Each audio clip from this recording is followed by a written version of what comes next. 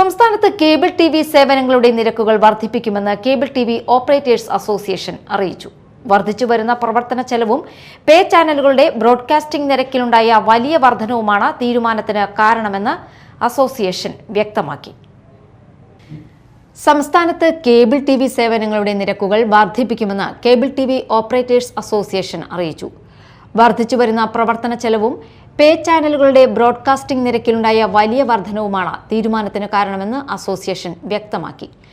ലോകകപ്പ് ഫുട്ബോൾ മത്സരങ്ങൾക്ക് മുന്നോടിയായി വിവിധ പേ ചാനലുകളുടെ സംരക്ഷണ നിരക്കുകൾ ഗണ്യമായി ഉയർന്നതോടെ സേവന മേഖലയിൽ കടുത്ത സാമ്പത്തിക സമ്മർദ്ദം നേരിടുകയാണെന്ന് ഓപ്പറേറ്റർമാർ ചൂണ്ടിക്കാട്ടുന്നു. വിലക്കയറ്റവും ഉപകരണങ്ങളുടെ ചെലവ് വർദ്ധിച്ചതും നിലവിലെ നിരക്കിൽ സേവനം തുടരുന്നത് ദുഷ്കരമാക്കിയെന്നും അവർ പറയുന്നു. ഉപഭോക്താക്കൾക്ക് മികച്ച നിലവാരത്തിലുള്ള സേവനം ഉറപ്പാക്കുന്നതിനാണ് നിരക്ക് വർധനവ് അനിവാര്യമാക്കിയതെന്ന് കേരള വിഷൻ അറിയിച്ചു.